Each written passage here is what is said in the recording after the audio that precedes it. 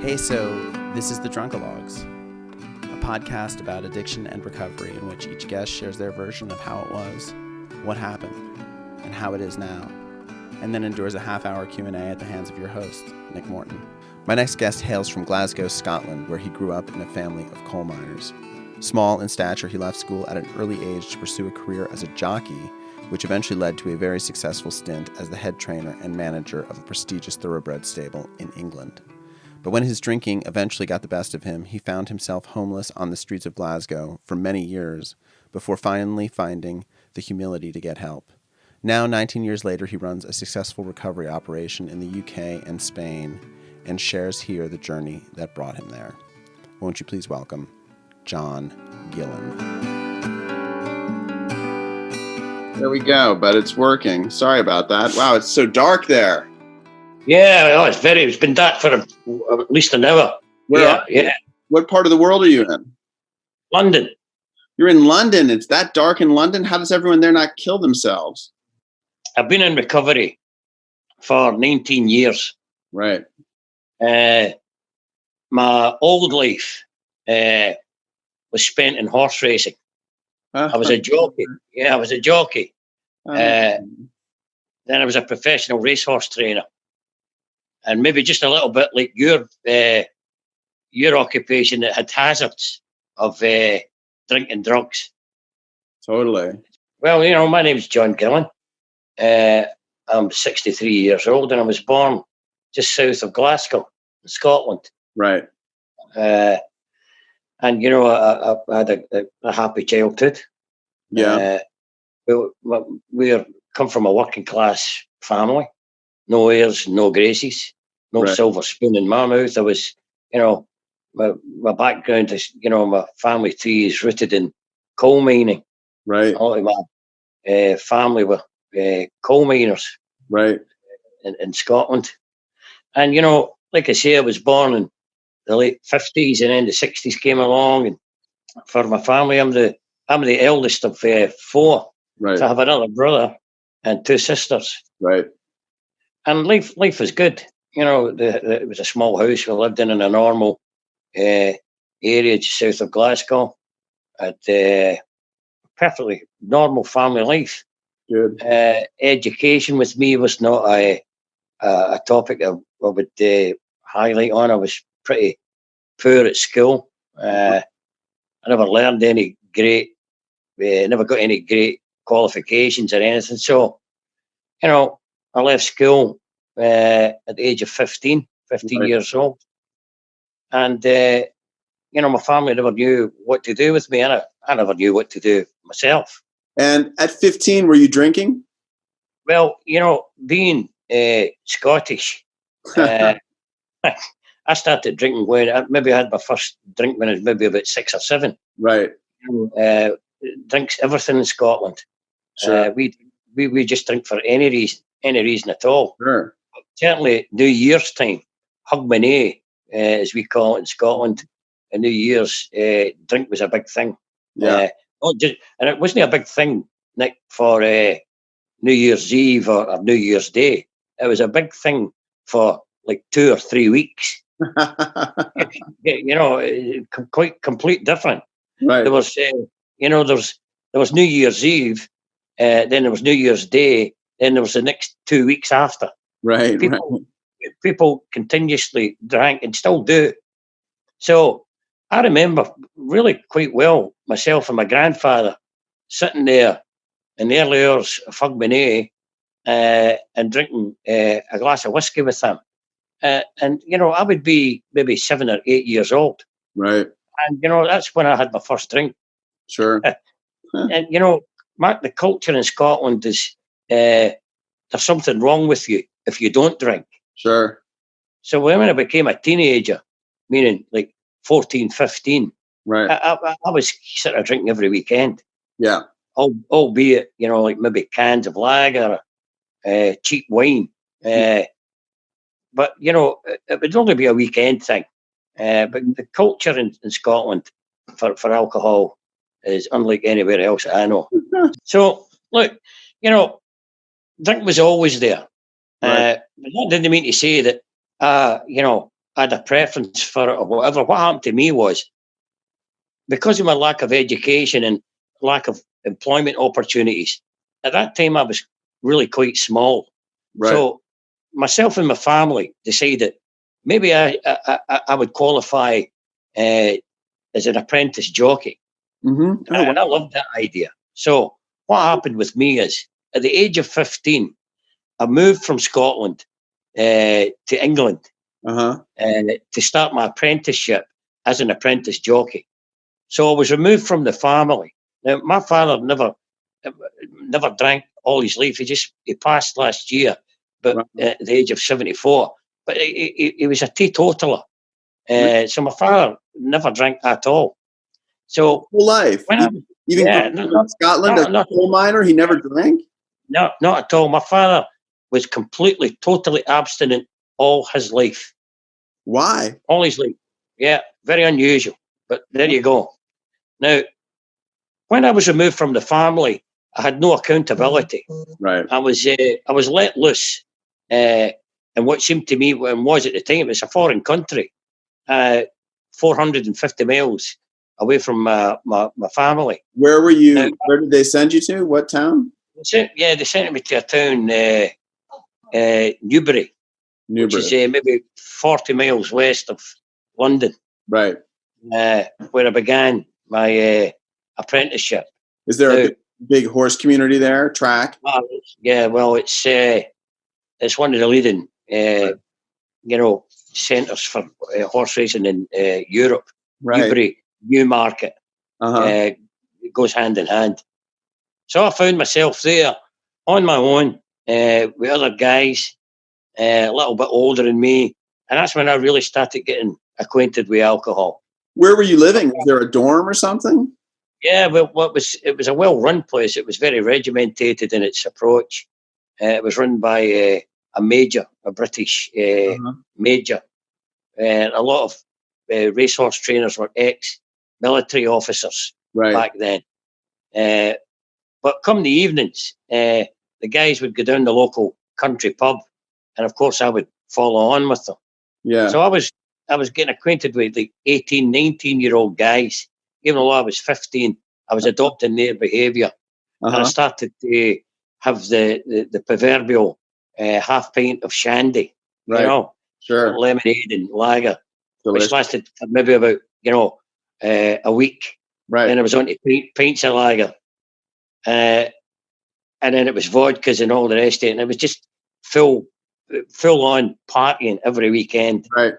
And that's when I started to experience my first hangovers, for instance. Sure. I started at the age of 15. Yeah. Where the ceilings would rotate. Yep. I would be vomiting and all the rest of it. And that's where I really get involved heavily in drinking.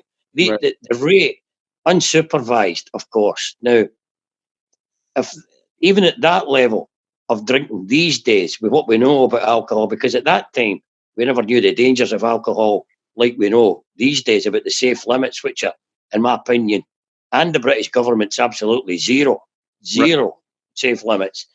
I was drinking well over the accepted levels in one day. Sure. And I would and I started to like this. I started to like how alcohol affected me because I was small. It made me 6 feet tall. Yeah, sure. It gave me confidence, I was like King Kong. Yeah. So very early on in my experience with alcohol, it started to obviously have an effect on my psychology, how I thought about myself. So it really started to affect, how I thought about having a good time. I thought life was about having a good time. Sure. And it was impossible to have a good time without alcohol involved. Yeah. So I just, that's when I really started to get, and that never changed. And how did your jockeying career evolve from there? Well, that never lasted very long. No, because of the reason, or not because of the reason of alcohol, but because of the reason of that I grew a bit too quick. So I was quite small, but within a couple of years, like a lot of teenagers, right, I took a giant leap and I got a bit heavier, and I got taller. So I left racing at that point. Now you got to understand that was flat racing, where you had to be quite small and light. Right. So for a couple of years, I took a break from that industry. I returned back to Scotland, and I became a big David Bowie fan. And I dressed up like David Bowie, and I partied like David Bowie. You know, for 2 years, and I would take jobs doing anything. All I needed money for was to buy some sort of clothes and, you know, platform shoes, and buy alcohol at the weekends. And where were you living? Were you living at home? Well, I went back to Glasgow at that time. To your parents' house? Well, back to my parents' house. Right. Now, during that period in my life, when I was like 17, 18 years old, you know, it was pretty obvious to my family that I was developing negative behavioural involvement with alcohol. And you know, the warning started to get flashed to me then even. You know, hey, John, you don't think you're prioritising a bit too much partying with alcohol? Even for up there, I was beginning, the red flags were being showed. Just with the way, the style, you know, that I was drinking it. So that's when it really kind of started, you know, the seriousness, the development of the acquirement of my alcoholism. At the age 17, 18, it was becoming a great concern to my family, which I totally denied, of course. And so from that point, I started to go back to racing. So what we have here, Nick, is we have two styles of racing. You have flat racing on the flat like you do in America, but here we have another predominant form, and it's called steeplechasing. Sure. That means like the Grand National. Yeah, we know that. I mean, that's how Christopher Reeves broke his neck. Yeah, that's right. So I went back to racing, but I went back to national hunt racing, steeplechase racing, where you can be a bit more heavier. You can be like 10.5 stone, 11 stone, and your height is not a factor. Yeah. So I went back to racing, to my own detriment. Left Scotland again, came back to England again, and you know, it was just, you know, really, I really looking in hindsight, looking back on my life, I think it was the pressure was becoming, was getting put on me too much by my family to do something about the drinking, where I knew if I left Scotland and went back to England, that pressure would be removed. Right. I would be on my own again. Sure. And I liked the thought of that. So the reason I went back there was so I could continue that type of lifestyle, unopposed, you know, and a free-for-all. And I just continued on that party mode, which included drink. And it was no longer the weekends. It was afternoons. I would never drink in the morning, but in the afternoons, I would have a drink. And obviously, in the evenings, all my money went in drink. All my money. And that pattern stayed with me for several years. I did return back to Scotland in my early 20s.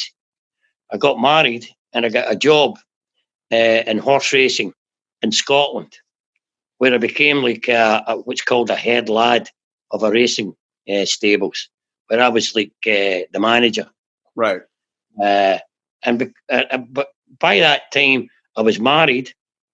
I'd one kid, Sean, but I was well camouflaged in that industry because, like your entertainment industry, alcohol was, you know, everywhere in it. It was you could easily camouflage yourself. Yeah. Every day people would turn up, and every day was an excuse for a drink, a celebration, or whatever.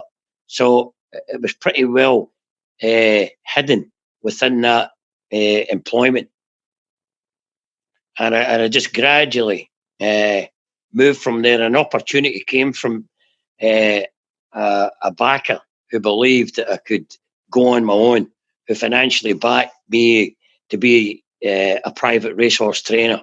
Right. Wow. So by that time, I had a beautiful racing yard. I had 30 horses in training, 10 guys working for me. Yeah, and I was in the sport of kings. Right. And I was at the races most every other day. About the races, I was like Champagne Charlie. I was drinking brandy and champagne with a big Havana cigar. And And life was good. Are your horses doing well? Are you guys winning? Yeah. Everything was booming. I was in the newspapers. I was on the TV. Everything was going fantastic. And what's your drinking like? Are you medicating yourself at that point? Like, are you waking up in the morning and having a drink to sort of get yourself out of bed, or is it a little bit more? Well, at that time, that's when the real severity of this condition started to hit me hard. You know, there's a day in my life where my whole life changed, you know, and I remember it pretty well. It was a Thursday morning at 10:30 in the morning, after another night of boozing, joking, singing, laughing, which was just the norm. This next day in 1982, a Thursday, 10:30, my whole world turned inside out. I experienced, which I could only say, such panic, fear, and anxiety that I thought I'd entered into complete utter madness. Right. And this lasted for maybe about 1.5 hours. I was in a complete utter state of sheer panic. I had no idea what the hell was happening to me. And this would come and it would go during the course of the day. Right. Then at 6 o'clock in the evening, just like any other day, I found myself in the local pub with the guys. And after being in there for 1 hour, I started to feel normal. Right. I looked down at the table and there were 6 empty glasses, which were John Gillen's. Yeah. And there's no way, I didn't need therapists or doctors or rehab or AA people to tell me that I was an alcoholic. I knew in that moment that I was an alcoholic. Right. What happened to me that day was the first day that I experienced severe physical withdrawal, hard on withdrawal. And it hit me like a ton of bricks. And after 6 glasses of alcohol, I began to feel normal. From that point on, I knew I was an alcoholic, and I started to learn very quickly to be a functional alcoholic. So anywhere I was going, I would make sure I was near alcohol. If I was not near alcohol, I would need to take alcohol with me on my person. So alcohol had such a detrimental effect on the way I planned my day and my life that it became the priority of my thinking. Sure. Because there's no way that I was ever going to experience the severity of the withdrawals again. Sure.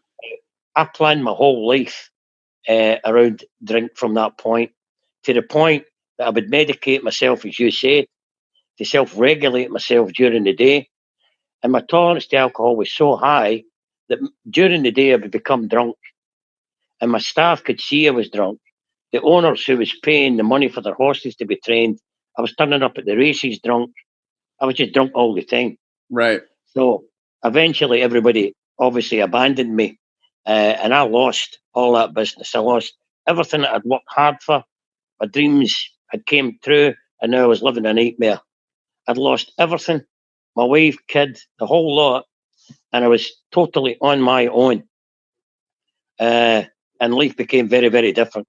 I was no longer Champagne Charlie. I was no longer drinking champagne and brandy with a Havana cigar. I was on the streets of Glasgow and I was asking people for money for a can of cheap white cider. Right. And I stayed like that for a few years, Nick.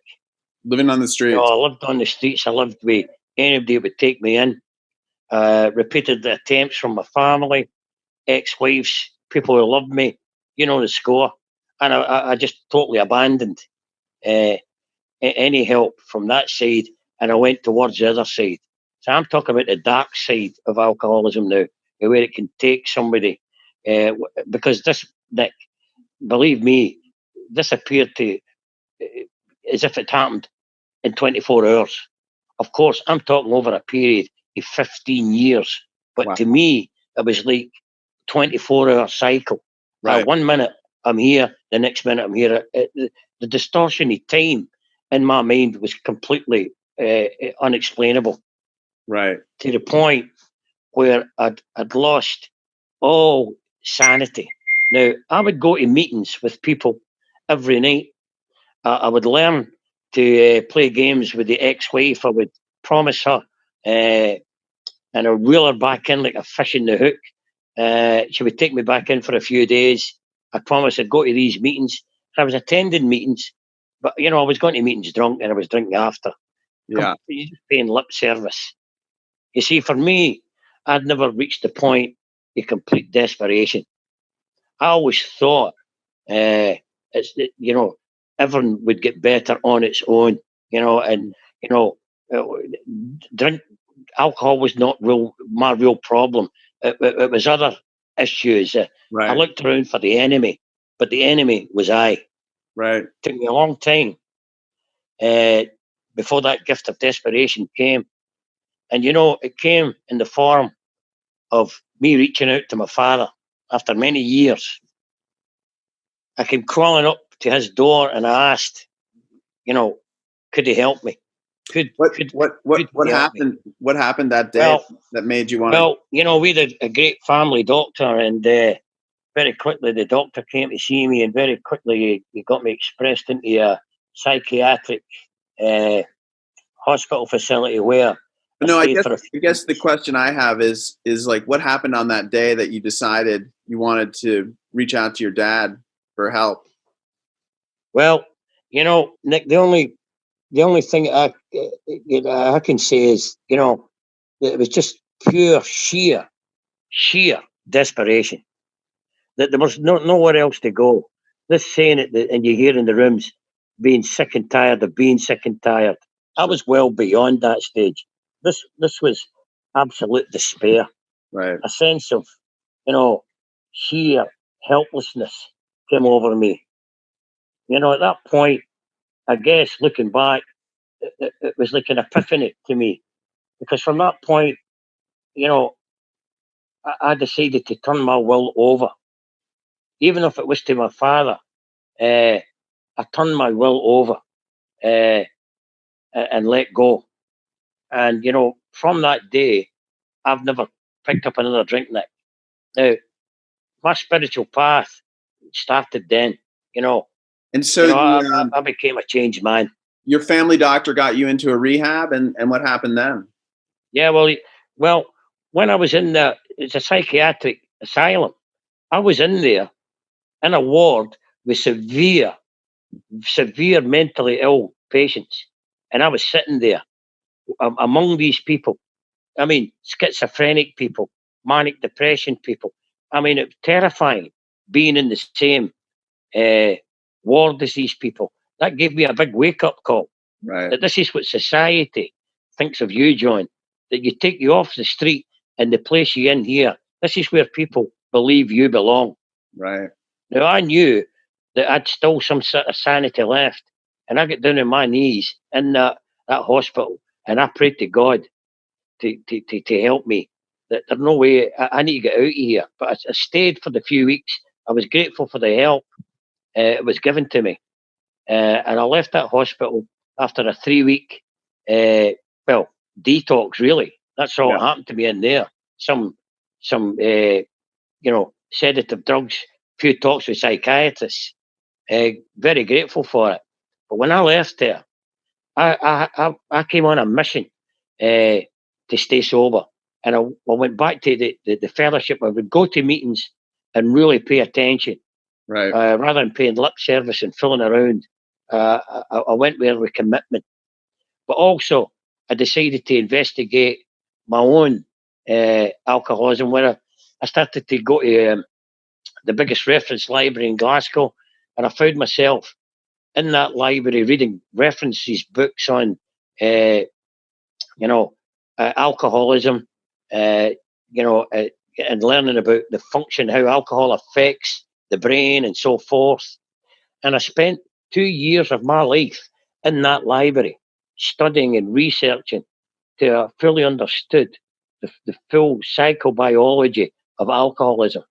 How old were you at that point? The good thing about that, Nick, let me say that unknown to me at that time, when I was in that environment, in this beautiful library in Glasgow, I never craved a drink. Right. I was quite at ease with myself because I was in a complete stress-free environment. Libraries are like graveyards. Mm-hmm. They're very peaceful places. So in there, I started to get some relief. How old?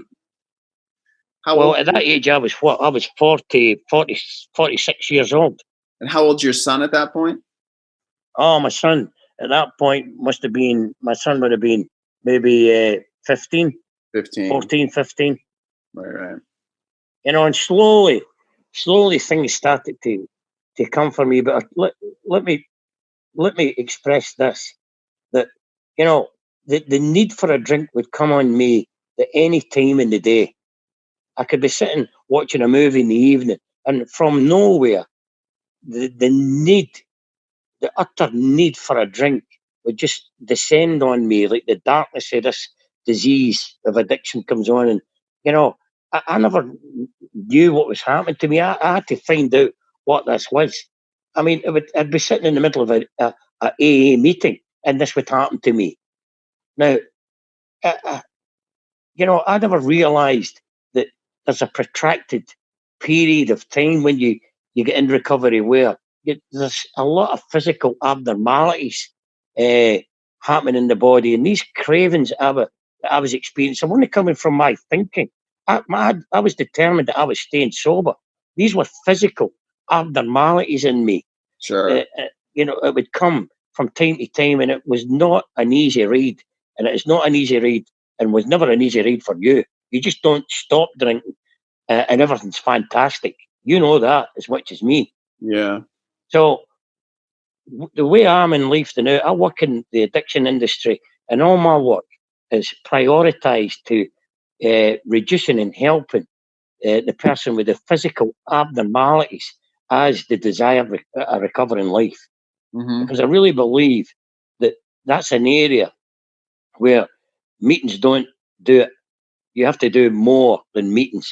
I mean, you go to these meetings and it's constant relapse cases. It's turning up every week. Sure. You get a month sober, you think everyone's okay. 2 months sober, even 3 months sober, but you're still suffering in this protracted abstinence period. Sure. And that's where I prioritise my work these days. I went to a party, when I was 15, and I never come home from the party until I was 45 years old. That was life for me. How did you yourself finally, get through those cravings? And what have you found is the key to it for other addicts who are suffering? Well, I mean, like this is a big question, Nick. A big question. There's many things. There's many things people can do. I found I embraced meditation. Anything, any therapy that will reduce stress, because in an alcoholic or any addict, the human stress response is compromised. So we don't deal with environmental stress, even some psychological stress. The way the organism was designed to work is now compromised. We don't work from a homeostasis point of view. We don't experience stress, and then within a minute or two, everything returns to normal. Our sympathetic nervous system is in constant overdrive. Now, I was introduced to heart rate variability, a biofeedback, scientifically proven stress reduction very early on in my recovery, which helped me greatly. I watched certain things that, that I was eating. It was not conclusive to reducing these cravings, which were really stress responses and shifts of neurotransmitters and certain stress hormones. So deep relaxation therapies, meditation became invaluable to me. It really helped me really through these things. Really work. They really work. Yeah, totally.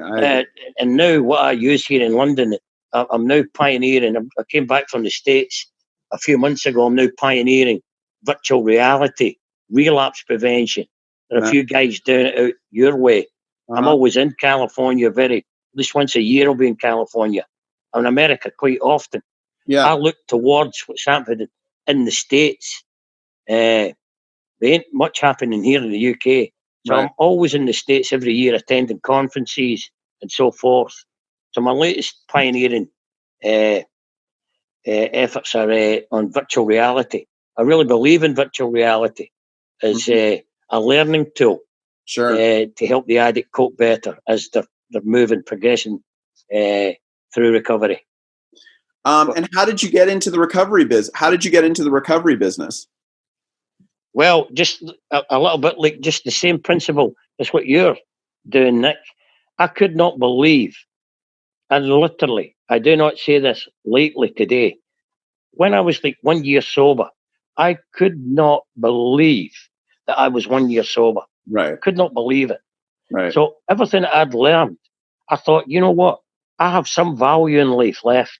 Right. I had a desire to help another alcoholic, Right. just like you're doing with your podcast. Sure. So I started to think, well, you know, if I could help somebody else listen to my story, not necessarily in the rooms of AA, Right. but other forms of media. So I started to visit some rehabs, and I used to speak about neuroadaptation, about how alcohol and drugs affect the brain, and started to, become a sort of a teacher. Right. And people were stimulated by this, and they liked this information. And I would leave these experiences, and I would feel extremely, extremely, I could not believe that, some people were applauding me. Right. And I was absolutely, after a talk, there was a round of applause. Right. I felt so good in myself that I thought, well, this is the answer. Right. It's just like the two guys that started AA. One guy help another guy, helps yourself, Sure. just like you're doing. Yeah. So, it would have been absolute suicide for me. I valued that year that I had so much that many people told me, why don't you go back to horse racing? Now you're sober, go back in there. But that would have been absolute suicide for me to do that. So I took a big U-turn in my life where I started to prioritise helping other people. And I stayed like that for maybe a year and a half. I never took any jobs, no employment. All my work was voluntary based, and all my own personal research was continuing. And I was helping other alcoholics and addicts in Glasgow. And eventually, one of these places I was volunteering in offered me a job. Right. Again, could not believe it. And from there, I've just remained in this world of addiction help and healthcare. Right. And, and I really believe that this is where I should be. Definitely. I've been in here, this business for like 16 years, and I really believe, I've found my niche in life. And now you have three facilities that you run. Yeah, we have 3 residential facilities here in the UK. We have one location in Spain. I also have a day clinic in central London, the medical district, where I offer intravenous NED infusions, which helps alcoholics so much during detox. Like it's like almost like, well, you guys are doing it. I mean, I learned about this in LA. What is it? What is NED? So it's a molecule NED plus, which is it's a derivative of B3 niacin, which alcoholics need badly. Right. So if you're NED deficient, you're likely, to be craving a lot. So I've treated thousands of people with IV infusions of NED, and the difference it makes is a jump start to alleviate the physical abnormalities is remarkable. So we also have, that's also available in here in the treatment centres. How many beds do you have in your 4 treatment centres? Yeah, well, we have 2 beds. The London unit, we have 22 beds. The one that's north of London, we have 25 beds. And we have one in the north of England, which has 18 beds. So a few beds. Right. And how is your relationship with your ex and your son these days? Well, funny enough, my son works in a rehab in Scotland. He never had any personal issues with drink or drugs, but he just followed some interest in some of the stuff he learnt from me. I co-wrote a book about 7 years ago called The Secret Disease of Addiction. He got a hold of that book, he read it, he picked up on the spirituality was in the book, and he learned about alcoholism from another angle. Had made a DVD called Addiction Starts and Ends in the Brain. He studied that, and he was just drawn to help mothers on his own right. So he's doing great. My daughter, I also have a daughter. She just had twins, so I became a grandfather 6 months ago. Nice, congratulations! And I was reintroduced to my ex-wife, who I'd never spoke to for all these years. I mean, a complete cut off, no communication for over 10 years. Right. I've just began to make the peace with her just a couple of months ago. Wow. So my relationships with my son and daughter are stable and well. My ex-wife, still a bit raw, but kind of getting there. Right. But I'm remarried. I mean, I married a Russian love of my life. So Right. we have a place in Moscow. I'm in Moscow every few months. My wife's obviously Russian. So I'll have a whole new life now, Nick. Completely new life. Well, John, that's great. I think this has been really interesting, and thanks for reaching out to me. And It's been a pleasure. I enjoyed hearing your story. It's really interesting. And it's been a pleasure speaking to you. I mean, maybe next time I'm in LA, I'll try and look you up sometime. Yeah, that'd be great. Please do. It'd be fun to see you.